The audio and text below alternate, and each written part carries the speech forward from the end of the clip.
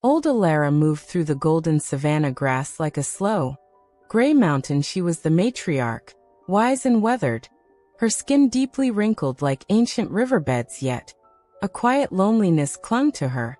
Heavier than the tropical sun, her herd had journeyed far for water, leaving her momentarily behind due to her aching joints. She remembered the joyful trumpets of calves, the comforting rumbles of sisters, the shared shade under the great baobab trees. Now, the vastness stretched around her, silent except for the buzz of insects and the sighing wind.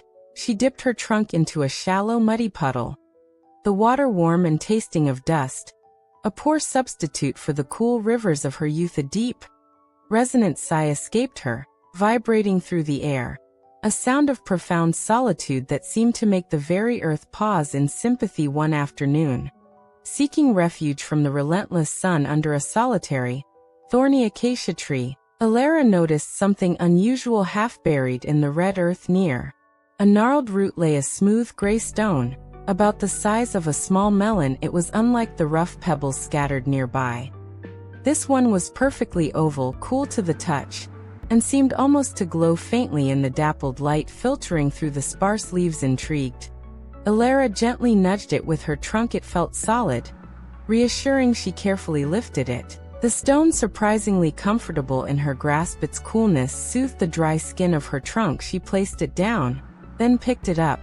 Again there was a strange comfort in its silent presence, an unassuming weight that felt like companionship. She decided to keep it close, a silent friend in the emptiness. From that day, the stone became Elara's constant companion. She carried it everywhere, tucked securely in the curve of her trunk as she foraged for the tough, dry grasses that were all the parched land could offer. She would talk to it in low, rumbling murmurs as she walked, telling it stories of vast herds thundering across the plains, of cool, deep watering holes long gone, of the scent of rain on the wind.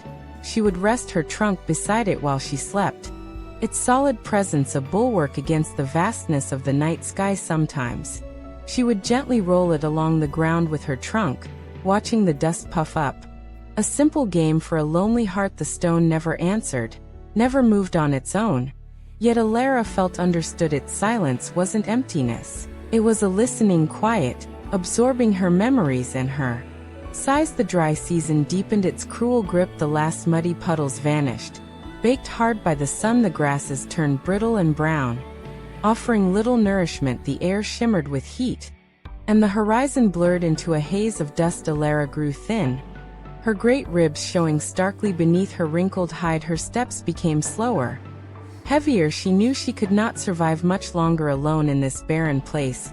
She needed to find her herd, find water. With a heavy heart, she knew the journey ahead would be arduous, a trek across scorching plains where every step cost precious energy. She looked at the stone, cool and solid in the dust. Carrying it would be a burden her weakened body could scarcely afford. Yet the thought of leaving it felt like abandoning a part of herself. Gently, with infinite tenderness, Elara used her trunk to dig a small hollow beneath the sheltering acacia tree.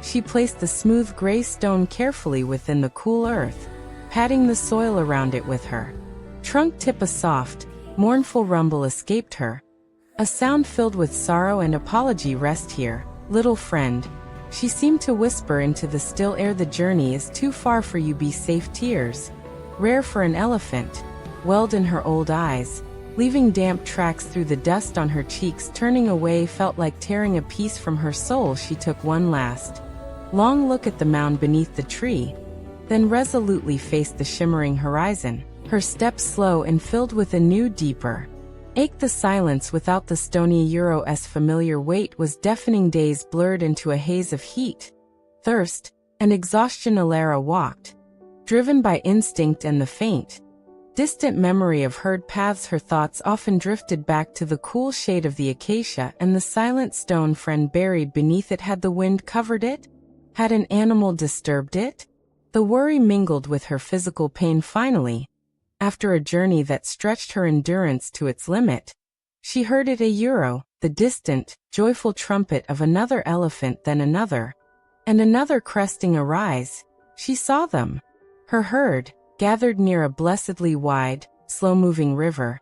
Drinking and spraying water in glistening arcs relief flooded her, so profound it made her knees tremble. She hurried down, her weary heart lifting as familiar rumbles of greeting welcomed her home weeks later, nourished and stronger, her spirit restored by the herd's closeness. Elara felt a familiar pull, a deep longing, gentle but insistent, called her back towards the lonely acacia tree. The journey felt different now, purposeful. When she reached the familiar spot, her heart pounded. The mound she had made was gone, washed away perhaps by a rare shower or disturbed by animals frantically.